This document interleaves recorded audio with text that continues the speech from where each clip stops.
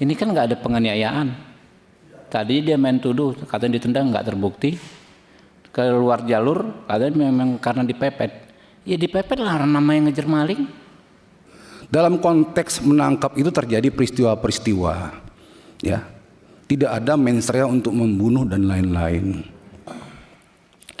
Kejadian tersebut ditindaklanjuti oleh piket Polsek Depok Timur, dan kebetulan pada itu saya ada di sekitaran Polsek Depok Timur dan saya langsung ke TKP, Pak. Kebetulan ketemu dengan Ibu Arsita dan Pak Ogi Winarya langsung, Pak, pada saat itu.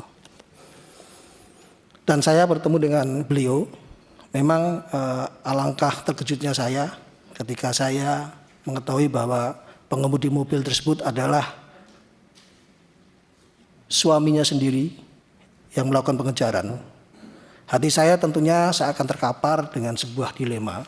Di satu sisi telah hilang 2 nyawa manusia yang tentunya tidak dapat dinilai dengan materi. Di sisi lain juga saya juga turut memahami apa yang saudara Hoki Minarya lakukan sebagai seorang suami. Mengejar pelaku penjamretan terhadap istrinya.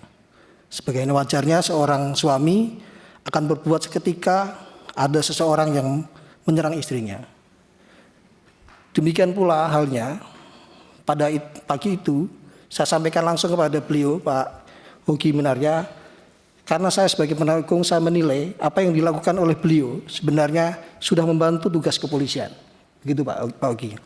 Kebetulan sama ibunya, Bapak. Saya sampaikan pula bahwa saya sebagai seorang suami juga tak luput akan melakukan hal yang sama dengannya. Pun demikian, kami yakini bahwa Bapak Hoki Winarya bahwa tidak perlu ada ketakutan, kami sampaikan pada saat itu, yang harus diterima karena kedudukan kami sebagai negara mengharuskan kami bersifat objektif dan tidak berpihak kepada siapapun. Selain kepada kebenaran, fakta hukum dan bukti-bukti baik atas peristiwa kecelakaan, lalu lintas dan penjamretan ataupun pembelaan terpaksa. Lebihnya kami sampaikan pula kepada bahwa apabila peristiwa yang sebenarnya adalah sebagaimana Bapak Yogi Minarya sampaikan pada pagi itu, yakni hanya memepet korban. Waktu itu beliau menceritakan pada kami, dan kedua korban semata keluar dari jalur dengan sendirinya. Mungkin panik karena dikejar sehingga menabrak tembok dan meninggal dunia. Tentu hal demikian bukanlah sebuah kelalaian atau sengajaan, karena ada timbul suatu kausalitas secara langsung antara peristiwa dengan yang lainnya. Sehingga sefitrahnya ketika tidak ada kausalitas antara peristiwa satu dengan yang lainnya, tentu yang demikian bukanlah sebuah pidana. Sementara unit Gakum melakukan olah TKP, sebagian fungsi reskrim kami arahkan untuk melakukan TP-TKP dan kami sampaikan kepada Ibu Arsita untuk membuat laporan dan kemudian lapornya kami terima dan kita tindak lanjuti pada saat hari itu. Izin kami sampaikan, sementara proses penyelidikan Satlantas dan penyelidikan Satlantas, kami izin menyampaikan ini Satlantas pada saat tanggal itu melakukan penyelidikan, Bapak, karena untuk memastikan apakah ini terjadi pembunuhan atau kecelakaan lalu lintas atau notwear. Maka kami belum bersikap, kami masih menangani kasus jambretnya.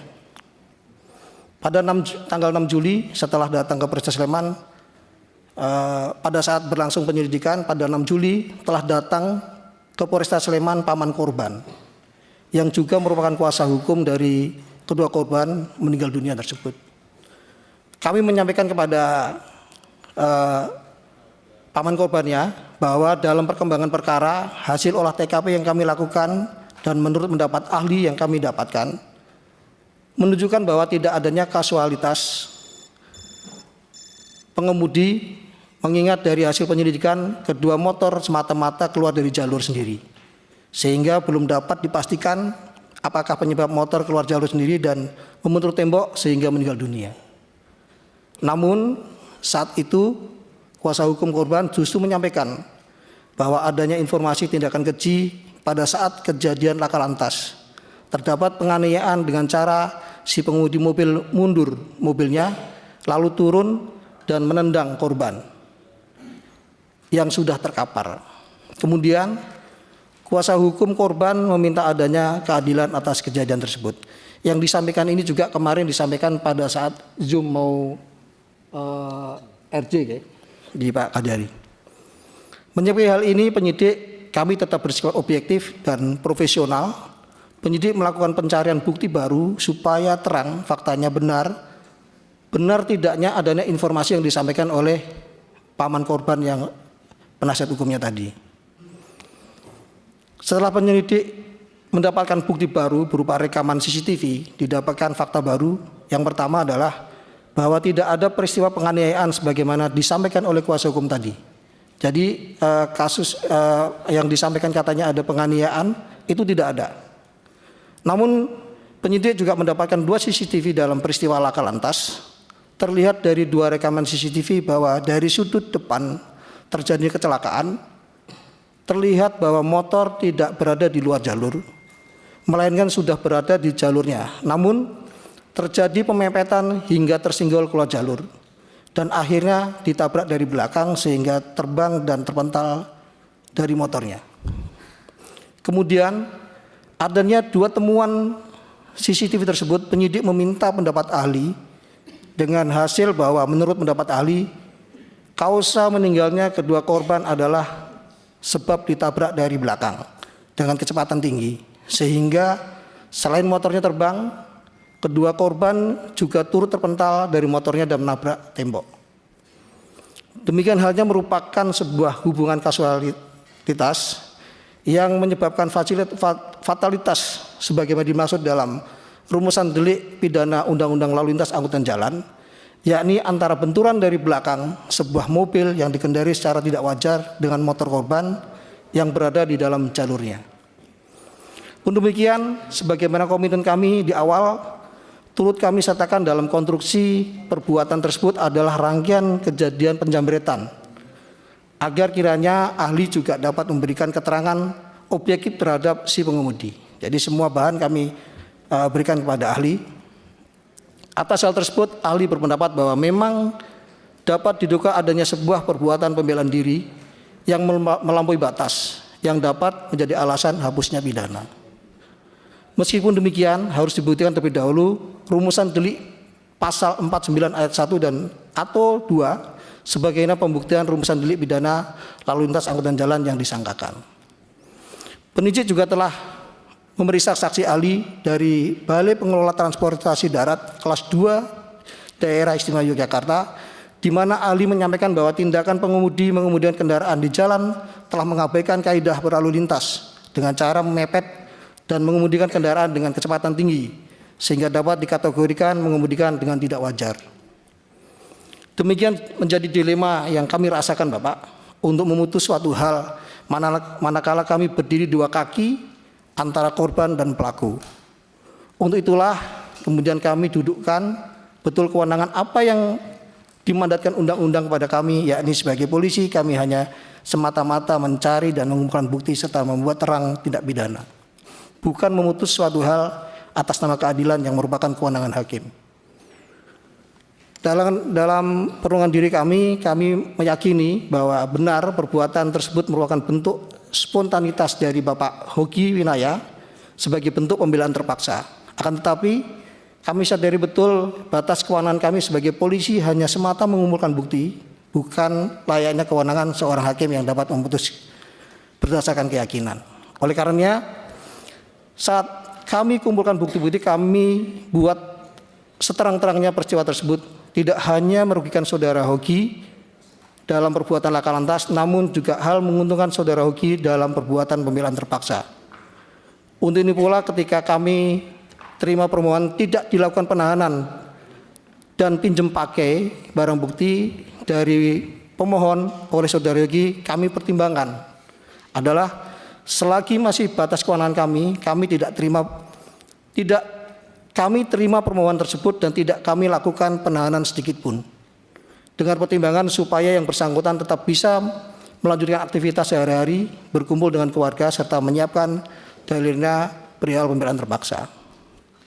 Dan dalam hal ini penyidik kami laporkan pada Bapak, Saudara Hoki dan kuasa hukumnya sudah mengerti keterbatasan kami dan berkeyakinan pula proses yang kami lakukan dapat dibuktikan dalil pembelaan terpaksa tersebut di persidangan kelak.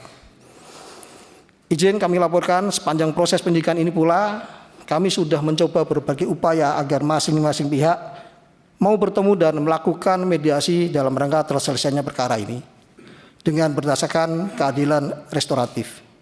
Namun pada upaya ini belum berujung pada bertemunya para pihak, yang mana meskipun penyidik sudah mencoba menginisiasi pertemuan tersebut dengan mengirimkan kontak kuasa hukum satu sama lain, akan tetapi masing-masing pihak terkesan saling menunggu siapa yang duluan karena merasa memiliki pembenaran sendiri.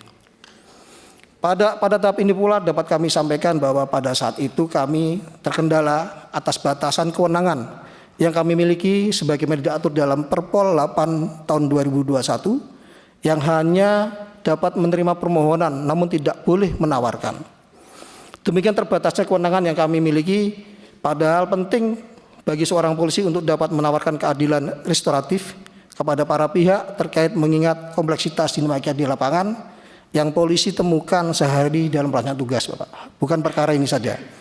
Sehingga dalam kesempatan ini tak lupa kami ucapkan banyak terima kasih kepada seluruh pimpinan dan anggota Komisi 3 yang ada di ruangan ini atas produk hukum yang baru saja diundangkan, yang mana pada KUHP baru ini sekarang kepolisian dapat melaksanakan penawaran restoratif secara aktif kepada para pihak.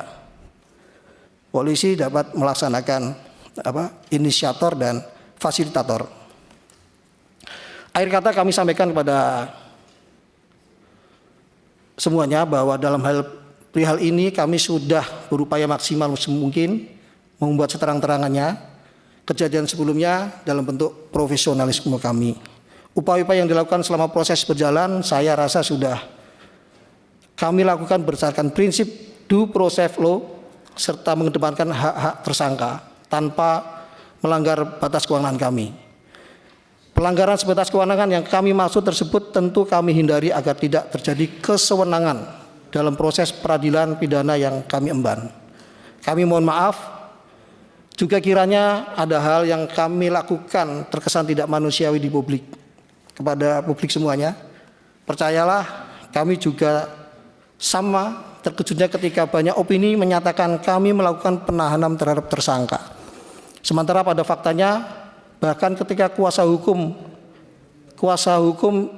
meninggal dunia atau pelaku jambret bersurat kepada kami merasa keberatan Saudara Hoki tidak dilakukan penahanan serta memohon agar kami melakukan penahanan terhadap Saudara Hoki, kami tetap berpegang teguh tidak melakukan penahanan kepada beliau.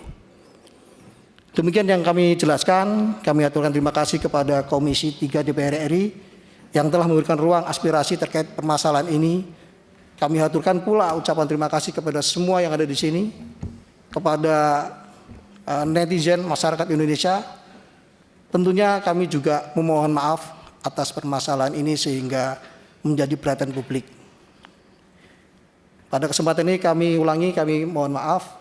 Kami akan bekerja sebaik mungkin dalam melaksanakan dan menyelesaikan perkara ini. Demikian kami akhiri. Wassalamualaikum warahmatullahi wabarakatuh. Waalaikumsalam. Jadi sebelum ke Pak Kajari, Pak, saya jadi semakin jelas gitu loh, bahwa sejak awal bermasalah. Ini kan nggak ada penganiayaan. Tadi dia main tuduh, katanya ditendang nggak terbukti, keluar jalur, katanya memang karena dipepet. Ya dipepet lah namanya ngejar maling. Gimana menghentikannya? Dalam rangka menyelamatkan harta bendanya. Lalu dia akhirnya menabrak tembok gitu kan. Jadi kewenangan Bapak betul, Bapak nggak bisa memutus siapa salah siapa benar. Tapi kewenangan Bapak ya menyatakan ini ada pidana atau tidak sejak awal bisa, Pak. Ya, memang kewenangan Bapak.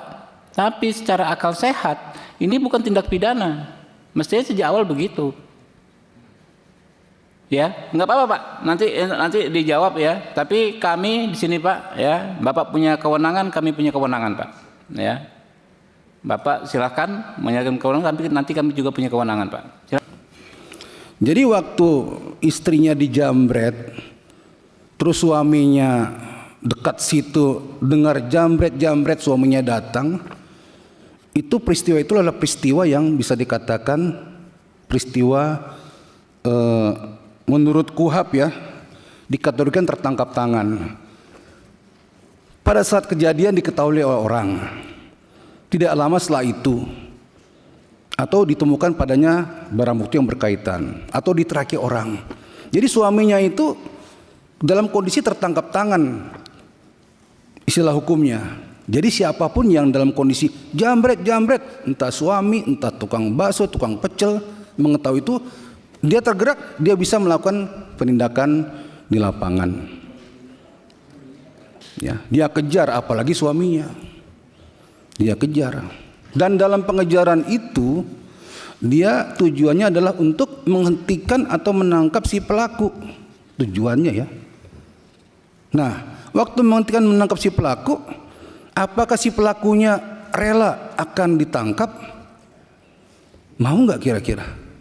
Nggak mau melarikan diri. Yang mengejar ini berusaha untuk menangkap pelaku tindak pidana penjambretan. Dalam konteks menangkap itu terjadi peristiwa-peristiwa, ya, tidak ada mens rea untuk membunuh dan lain-lain. Nah, terjadi upaya-upaya hukum yang dapat dipertanggungjawabkan, seperti memepet sampai menabrak. Ya, akibatnya tidak diperkirakan apa yang akan terjadi. Tetapi si pelaku itu tidak mengindahkan. Kalau dia mengindahkan nggak terjadi apa-apa. Atau dibalik, seharusnya yang ngejar nggak seperti itulah. Jangan sampai nabrak-nabrak lah, jangan sampai mepet-mepet lah. Apa begitu yang kita inginkan? Atau dibalik aja, lebih sopan lagi. Harusnya yang ngejar itu mengawal aja, atau monggo mas silakan hati-hati di jalan, baik-baik ya. Apa seperti itu? Ya kan nggak begitu. Ya ini satu rangkaian. Jadi peristiwa matinya dua penjambret itu ada konteksnya dengan kejadian penjambretan itu. Bukan situasi yang terpisah. Ya, satu kasus, satu perkara. Ini kok tiba-tiba jadi dua? Ini mindset berpikir ya, kerangka berpikir ya. Ya, jadi kalau menurut saya sudah salah kaprah dari awal.